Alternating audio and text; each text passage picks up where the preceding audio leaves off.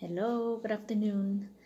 My name is Elena Sanchez. Remember, I'm a wedding planner and coordinator. Today, we're going to talk about seating chart. I see so many people having trouble with this, and I want to help you out.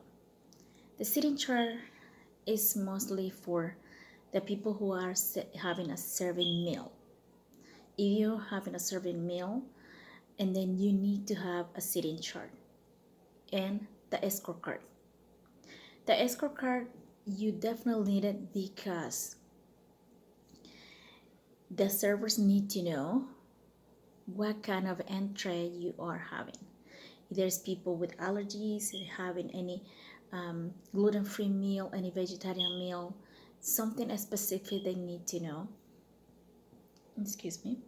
If they having different interests, if you have chicken, meat, or fish, they need to know. They need to know what are you having. So you can choose something to specify that on the escort card. You can have like a little chicken or a sticker of meat or a cow or a fish, or you simply use a color. You can use one color for something, like red for meat, let's see, blue for fish, or green for vegetarian, something like that. Something that is specify what you have, and then let the servers know, or whoever is a venue where is a hotel, your banquet manager, whoever is managing the food part, you need to let them know how many of each you having, and then what specific figure is for each stuff. So when the servers bring the food out, they will know what kind of meal they have to serve. They'll usually come around and check how many meat, how many fish, how many chicken, how many vegetarian plates they have in each table. So when they bring the food out, they will bring a specific that amount of meals for that table, so they don't have any mistakes. That way also the chef will know how many meals they will prepare on the back for that meal, for your event. So when you are doing the seating chart, remember to do that, the choosing of the entree with the name of the person in it. It will have to be set up in front of the chair where the people is gonna be sitting.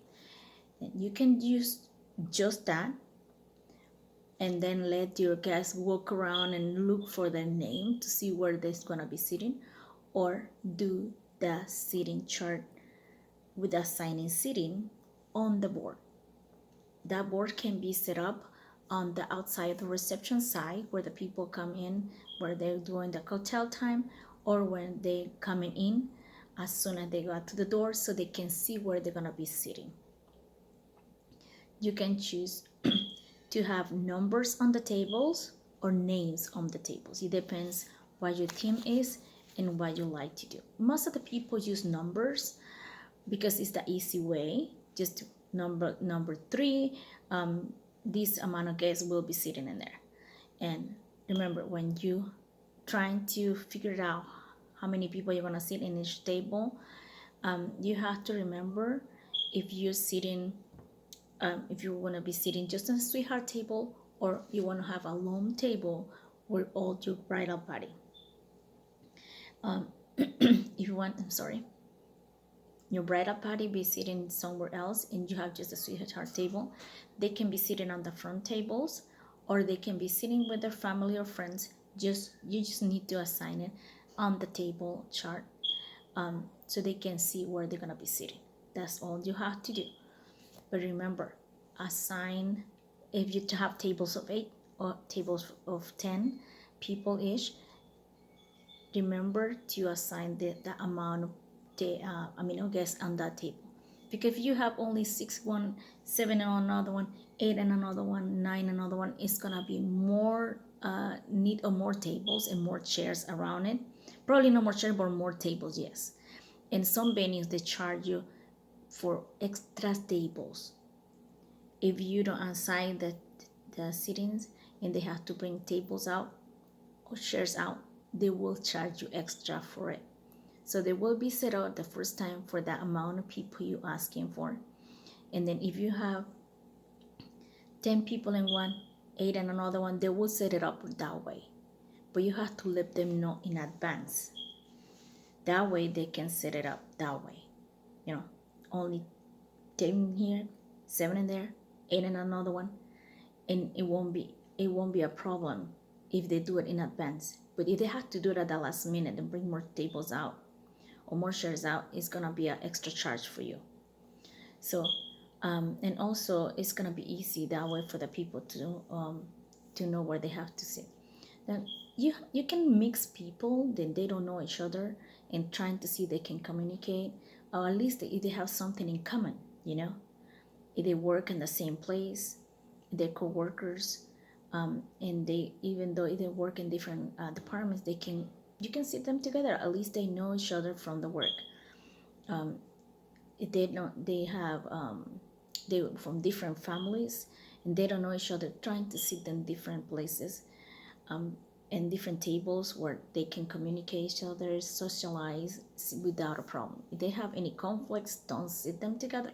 Sit them different places, maybe in a different part of the reception site, so they won't be fighting during the reception. Sometimes when it's the family members of one of the couples, they don't know each other, they don't communicate, so it is also part of it. Put it separate. Now you don't need a sitting chart if you don't want to do you want to do an open seating. But remember, that's something you can also count, that they will probably will need more tables and more chairs, because when it's open seating, people start pulling chairs from another table and they just want to sit. Let's see, the table is set up for 10, but they want to be sitting 12 or 13 people in that table because they're coming in a big group or they know each other. They start pulling seating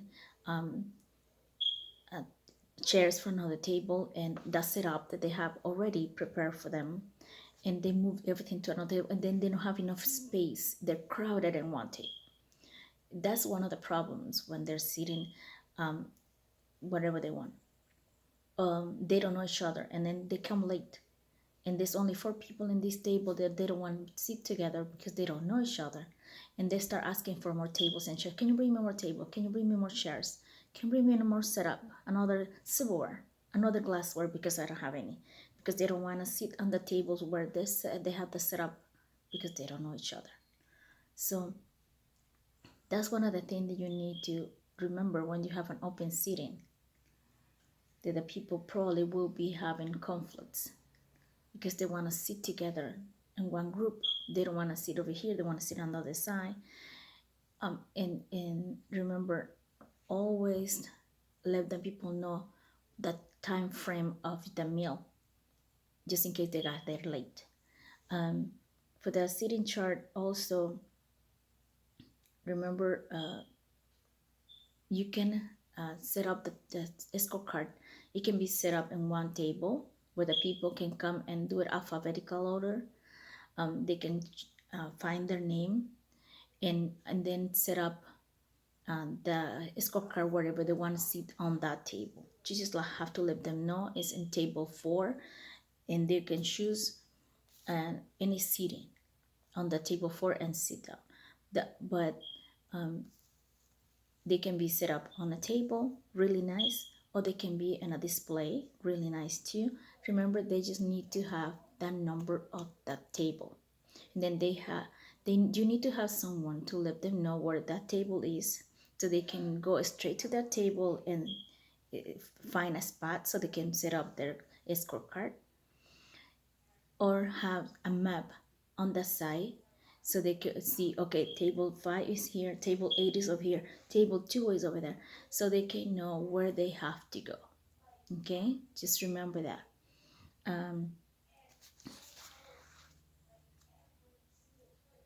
On the cocktail hour site, it's usually a good idea to have them set up, the seating charts, or you can do it on the front side of the reception side, or um, right away when they come in.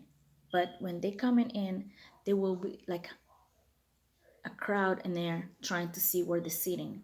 So it's better sometimes to do it on the cocktail hour or on the entryway when they come to the reception area. If it's an open area, it's a garden or a farm, and it's an open seating. I mean, not an open seating, but an open area. It's a garden or something like that. And they you can have it on the area where they uh, coming from the parking lot. When they come in from the parking lot, you can have it set right there with a gift table or something that sometimes you have a table where you can accommodate people with gift and probably a photo booth, something like that, where the people can just come and see that right away when they're coming in from the parking lot or they come in from the ceremony site.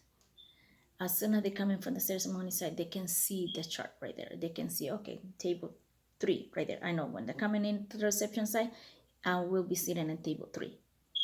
But they will be outside on the cocktail area.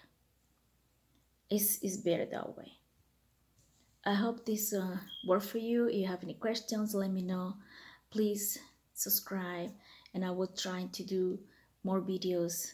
I have been a little busy, haven't been able to do it, but I'm gonna try to do more videos more frequently with different things, different stuff that I know it can help you out. Let me know if you have any questions. If you want me to talk about something, please let me know. Okay, thank you. Don't forget to subscribe. Bye.